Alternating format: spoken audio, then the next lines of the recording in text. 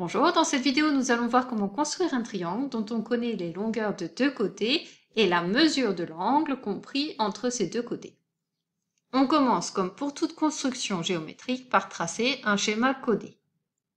Dans cet exercice, j'aimerais construire un triangle DEF dont la longueur du côté DE est égale à 12,5 cm. Je l'indique sur le schéma. La longueur du côté DF est égale à 8 cm. Je l'indique également sur le schéma. Et j'indique que la mesure de l'angle EDF est égale à 30 degrés. Les codages des longueurs ne sont absolument pas utiles dans ce cas puisque les longueurs sont différentes. Tu peux les mettre ou pas. On voit grâce à ce schéma que l'on va utiliser comme instrument la règle graduée et le rapporteur. On commence par tracer l'un des deux côtés dont on connaît la longueur, par exemple le côté DE.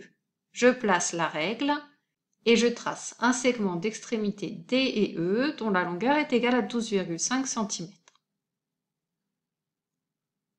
Je vais ensuite utiliser le rapporteur pour construire un angle de mesure 30 degrés. Cet angle a pour sommet D et la demi-droite d'origine dépassant par le point E est l'un des côtés de l'angle. J'ai donc placé le centre du rapporteur sur le sommet de l'angle et un zéro d'une des graduations sur le côté de l'angle. À partir de cette graduation 0, je compte 10, 20, 30 degrés et je trace le deuxième côté de cet angle. J'indique la mesure 30 degrés. Je n'ai plus besoin du rapporteur. Je peux maintenant utiliser la règle pour mesurer un segment DF de 8 cm de longueur. Je place le point F. Il ne me reste plus qu'à tracer les deux autres côtés du triangle. On récapitule les différentes étapes. Premièrement, on fait un schéma codé.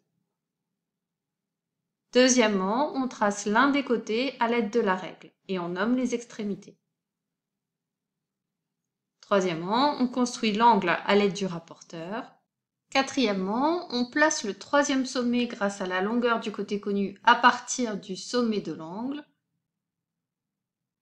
Et cinquièmement, on trace les deux côtés manquants et on code la figure. Cette vidéo est terminée. Entraîne-toi sur des exercices pour bien maîtriser cette méthode de construction. À bientôt pour une prochaine vidéo.